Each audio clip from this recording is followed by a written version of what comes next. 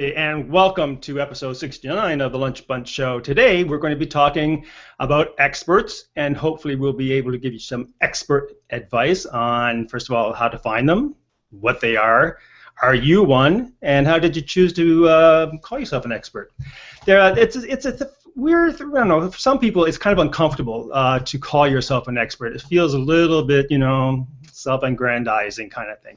But, an expert, the definition, obviously, someone who has comprehensive and authoritative knowledge in one particular thing, in a particular area. So if you're in a business, it's important to be seen as an expert because people aren't going to go to someone who doesn't know what, right? I mean, like, you have to know something about what you're actually selling, either a product or service, for people to go to you.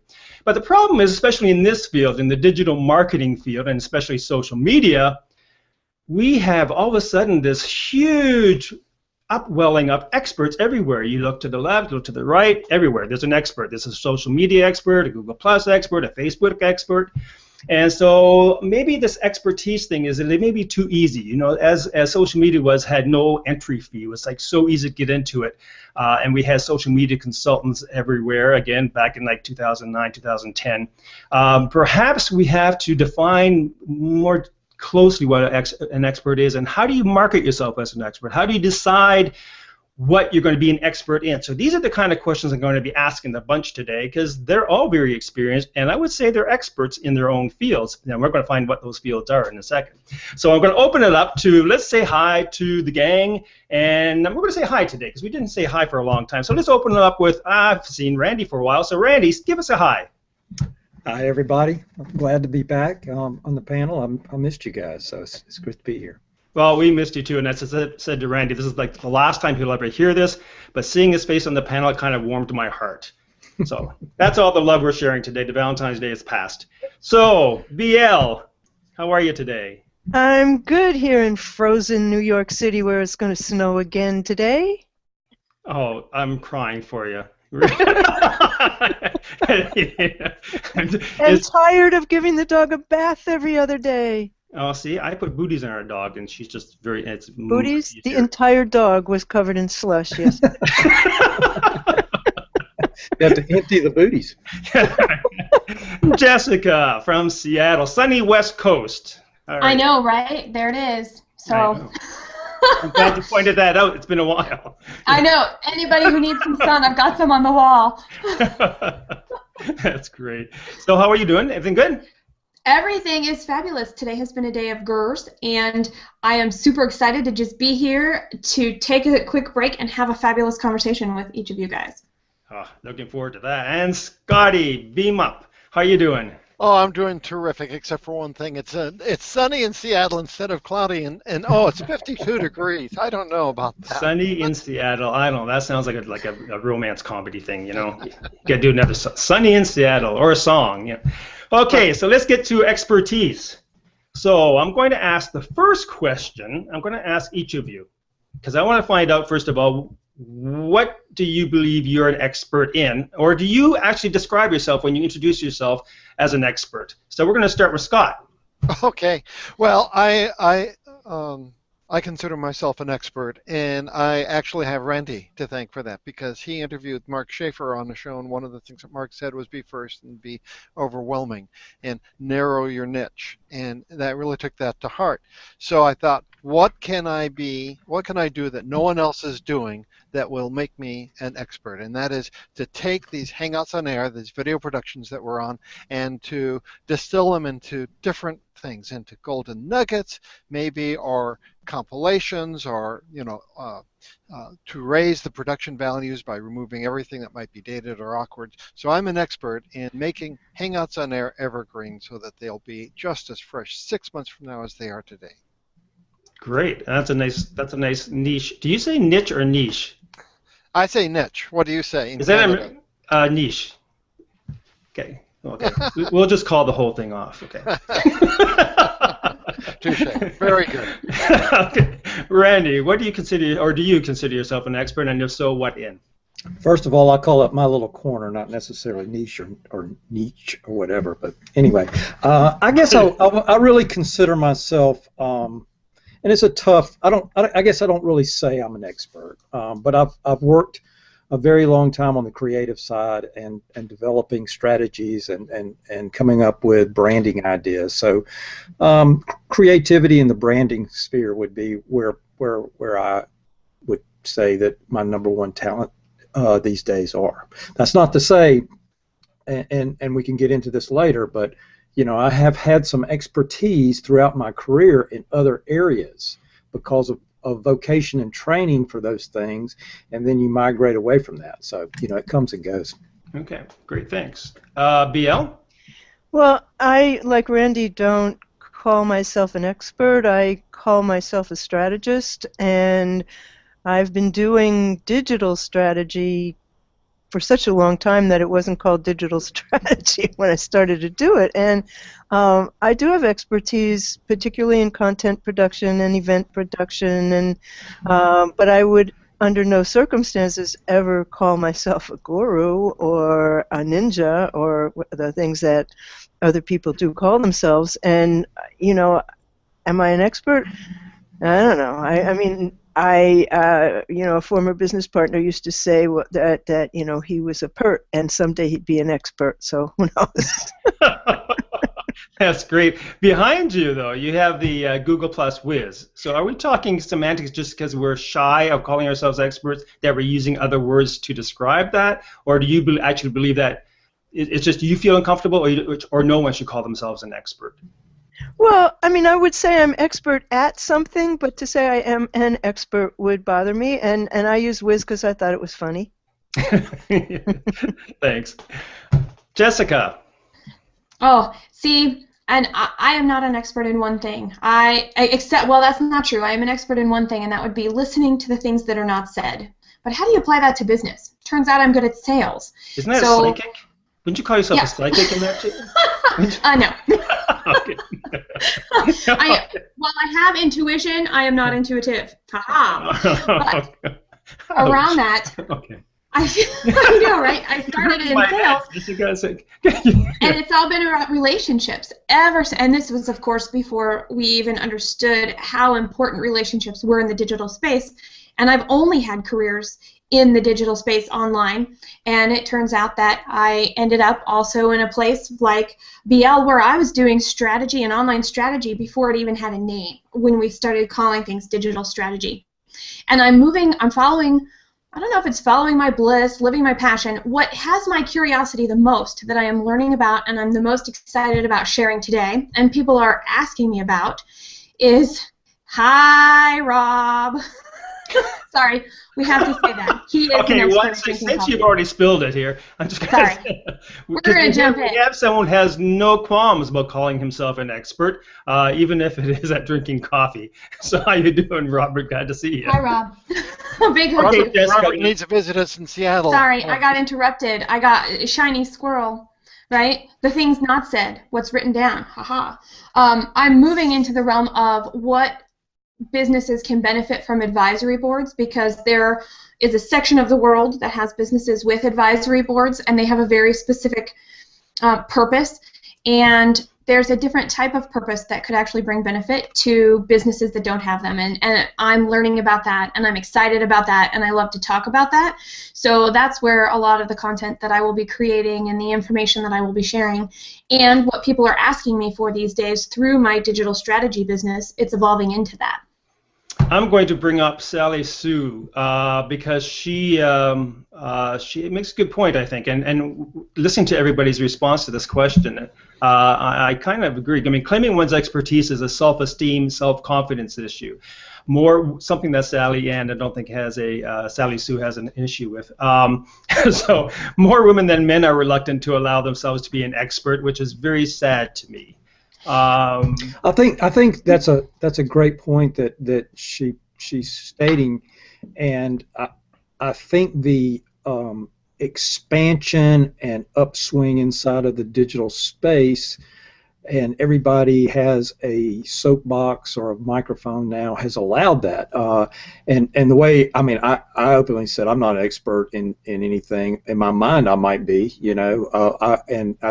Jessica and I were having a a sidebar conversation the other day. I think I'm a student of the business, whatever that business may be. You know, everybody who knows anything about me knows that I like to partake in bourbon, and I like to study that a lot. You know, I know the various things about that, but I think what she is stating is an ego thing, and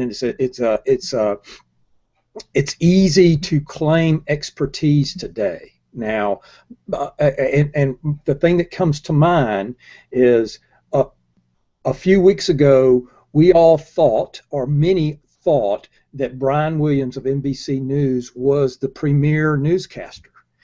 Come to find out, he might have been twisting some things which cut him off at the knees. So, I mean, that's how easy that happens, because it's very rare that people fact check people or do a background check on them. They just kind of let it go through their stream or something, and if they say it enough, people tend to believe that. I really want to dive into that. I'm going to avoid that because we could go into a different rabbit hole with that. But I would like to discuss first, if you're going to be an expert, even whether you describe yourself as one or not, how important is it to be an expert in a particular niche or corner? You know, I had a client who used to say niche or be niched, so. Okay. Okay. So. Well, I think we have to have something we're good at, and I think we have to have something that lights us up. And I think that when we have those two things, when we combine something that we have a natural gift for with something that also lights us up, other people gravitate toward us. And through our hard work, we find a niche, and things open up and unveil themselves to us. So that's kind of the place that I am at, and that's why I like to listen, and that's why I like to learn, and I'm probably going to have expertise in many other things before I'm done with what I would call work. So that's how you find a niche. The question I asked was that how important is having a niche? Well, okay, think of it this way. You know, the field that we all work in, it's very difficult to narrow a niche down, because let's just take the social media that you mentioned earlier. I mean, that's a broad brush, right? Social media marketing, social media this, social media guru, social media, it's an offshoot of a marketing principle.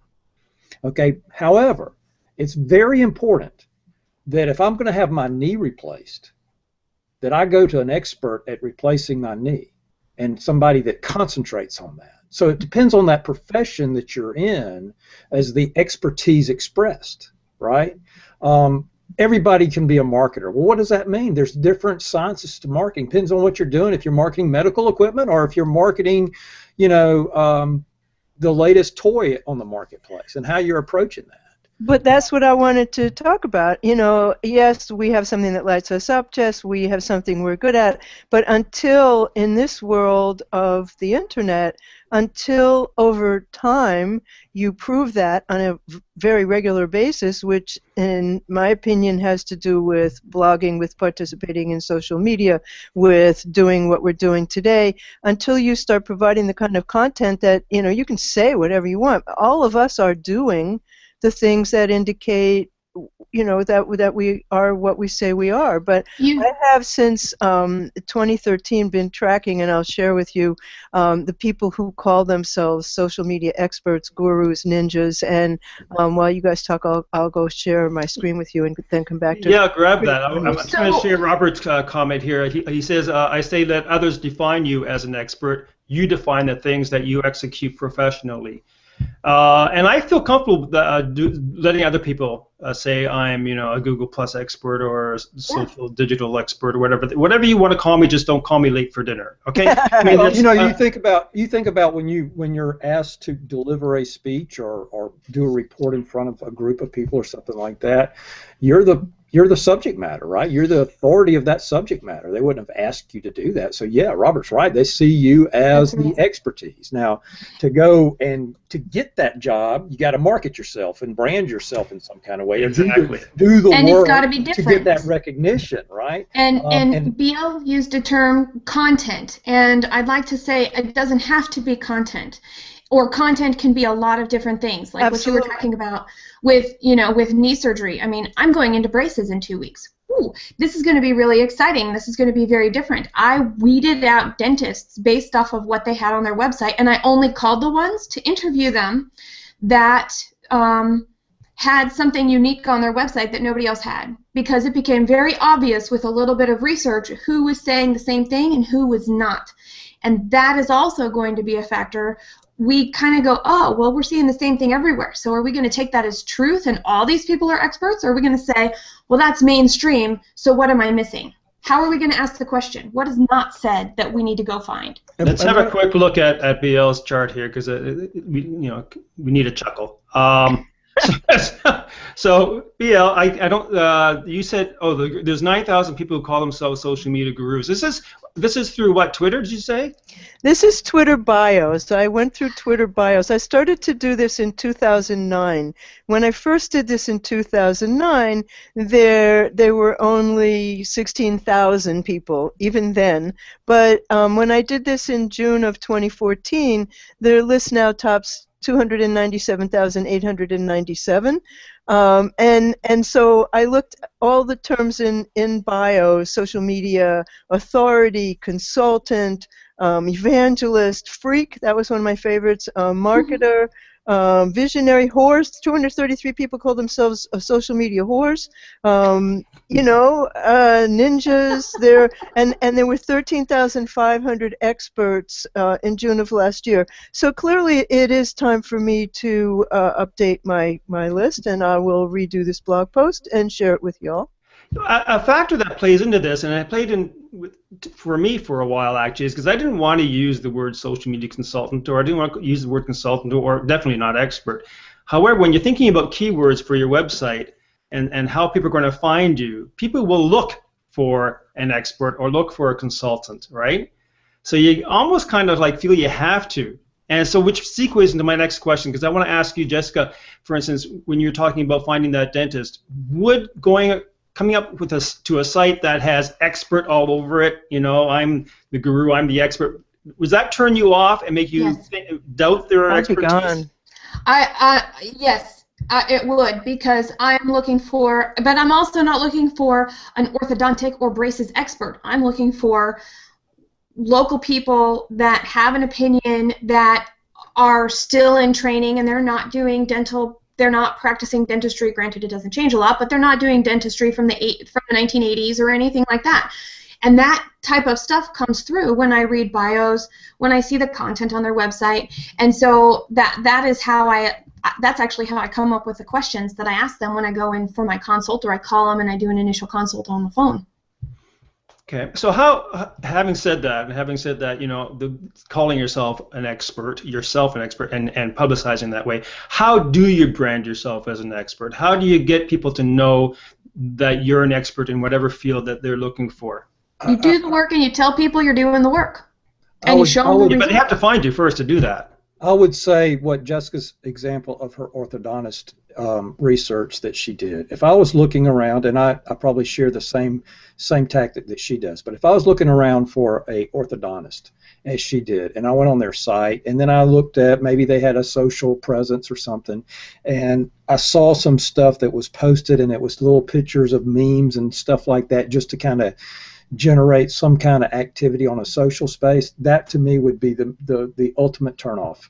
I would see that as somebody that not an expert in their field. Now, if I went to their website and I went to their social places and they were sharing information about orthodontic work, the latest, greatest stories that were somewhat related to what their practice was, things that you can expect when you're getting braces, things that you're going to encounter, that type stuff, that shows me that this person's concentrating and exercising their expertise. Yes. If they're putting pictures out of something that is totally irrelevant to their field, then I'm slamming the door on that.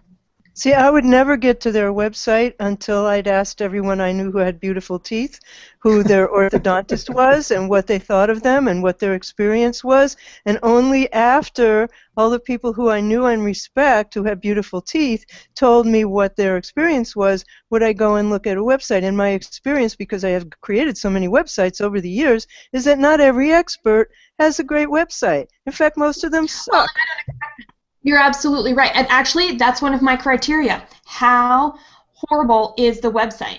I totally agree with you, BL, because a lot of times they spent their money on a website, but they're a lousy dentist. So I don't think that's a criteria. Well, they're spending their money on the right things. And to me, my teeth are the right things. I don't think so. It's like one of the things that people, through my research, was saying, a way for you to establish your expertise or to brand your expertise is to write a book. And I'm thinking, I don't know, man. I know people who have written books, and I've read the books, and they suck. But there's a lot of suck books out there, man. There's a lot of suck books. There's a lot of suck gurus out there too. But that's beside the point. They're gonna continue to write books, and they're going to continue to be in the space. But BL's got a great point, and that's word of mouth. However, many of you know I recently relocated from one city to the other, so I too had a dilemma in finding doctor and dentist. Now I did have some contact locally and said, hey, how about these? I was able to narrow that down into, oh, what about this dentist or something? But I first went to their website. After I got a recommendation, I went to their website and looked at that. 2 or 3 of them I discounted because I didn't like what I see. Now, they came with a good recommendation, but I was looking for somebody that is savvy enough to market themselves, to go after, and is promoting the fact that they are current with today's practices. Can I ask, BL, could you bring up Johan Clay's comment again? Yes. Or I could do it. I got it. Okay. Yeah. Everybody tells me that you have to look for a niche corner, but I love to be a generalist and have a helicopter view on things. Is that wrong? And Johan, I would suggest that you watch our show next week. We're going to have Ryan Hanley on, and Ryan, the reason I asked him on is that he wrote a blog post last summer called "Is Google?" I think it's basically the death of generalists, saying that Google does not want generalists. Google wants people who have a specific, expertise in something. And so we're going to be talking about that in detail next week. But to answer your question, it depends on what you want. I mean, if you want to be found and establish your authority and your reputation, you pretty well have to specialize in one thing. And that's a question I'm going to ask the panel. I mean, okay, you're an expert in a niche, but can you only publish content about that niche? Well, take a look at what I do. I am also what you would consider a generalist. I look at the whole business. When I work with somebody, I might start where they have a specific need, but it ends up coming that I end up being involved in many different parts of their business. So I do have a lot of generalist experience. And so when I am working with the consulting things and how I'm doing that, I have a very specific way to start consulting work and a very specific way to start advisory board work. And then from that, it evolves out, because typically that's the tip of the iceberg for the client as well. So. Well, we were talking about this earlier in the green room, and Scott said to save it for here. My experience is I get hired because a client thinks that I'm an expert in something, but then when you get there, they don't listen to you. And so what I learned, and I often wonder, like, you hired me for my experience and then you don't want to hear about it. So what I find over time is that you prove yourself, even in that niche, to a client by just continually providing advice that turns out to be right, so it comes back to that content thing. It comes back to just always being able to do the research. And you know what you're doing, BL? You're allowing people to then go, wow, she was always right. And what are they going to tell people who ask them? BL is always right. So it goes back to however I hope they say that, but I doubt it. She's a tough love lady. I don't know. But I'm going to have to throw something in on that. Okay, I'm going to have to throw something in on that. That yeah, you strive to be always right. You strive to always have the right answer. But by God, you're going to make mistakes, right? We all make mistakes, and that's what. Back up a little bit. I said I wasn't. I consider myself a generalist, and I would tell Johan that I wouldn't let Google tell me what to do. I mean, I kind of resent that, right? But I'm a student of the business, meaning that back to the orthodontic stuff, okay? Somebody that is constantly, he's already an established dentist, he's already established orthodontist, but he is learning every day because this stuff changes every day. So that's one of those things, BL. You want to strive for that, but you know you got to, because you like 30 years, zig, zag, where are we going today? And it's changing. And that, therefore, something that you told somebody 6, 8 months ago might not be applicable today, right? Well, the other thing that I think is really, really important if you want to be an expert in anything is your willingness to say, I don't know. Yes. Let me find out. I don't know. know. And I know somebody who will know. I think that's fabulous. I know how to find it. Yep. One variable, and we don't have time to go into it very far, is the relationship between liberal arts education, or at least being a generalist. You want your dentist to know who the Vice President of the United States is, for example. Just on general principles. Well, maybe. Okay, maybe. well, It's hard to have that conversation when he's got all his instruments in your mouth. That's true. Or at least use proper grammar. But I will tell you something. I did, in fact, work with one of the premier periodontists in New York City, and his concern about being online was that his patients would think that he was taking his focus off of them and that would hurt his practice. And ultimately, I think a lot of people who are in that small a niche do think that way. So again, it takes me back to the website and it not being a You're right. And the periodontist that I will be seeing at some point in time, I went into his office and I liked him right away because he did not have state-of-the-art hardware or computers in terms of actually running his business. He had state-of-the-art things for my mouth around, and I could tell the difference. And so, again, it goes back to what are those impressions? I love what you're saying, BL. Love it.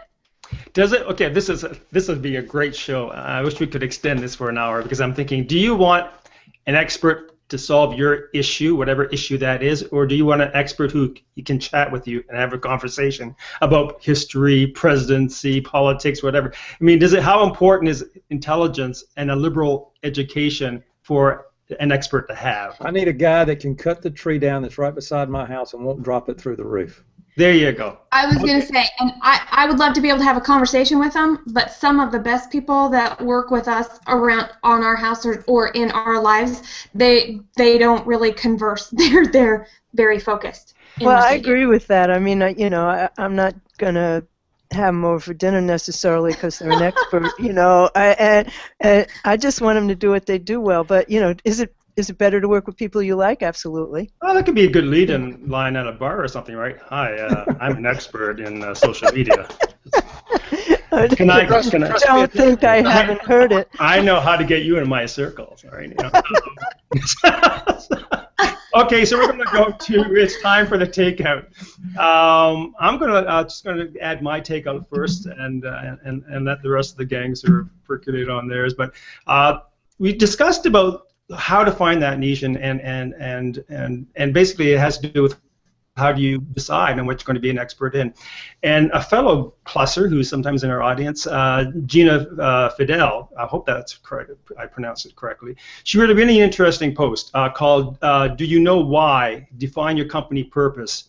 Having read that, it's very important to not play to just what you think people want, but to keep your eye on the why. So I'm going to leave the link in the event page, and so that's my takeout. Who wants to go next? I will. Okay, BL. I have a funny video that opened Social Media Week in New York a couple of years ago that was social media experts in the old age home. So I'll put a link to that. Was it a picture of Brandy and I? Or? We were all in it, yeah.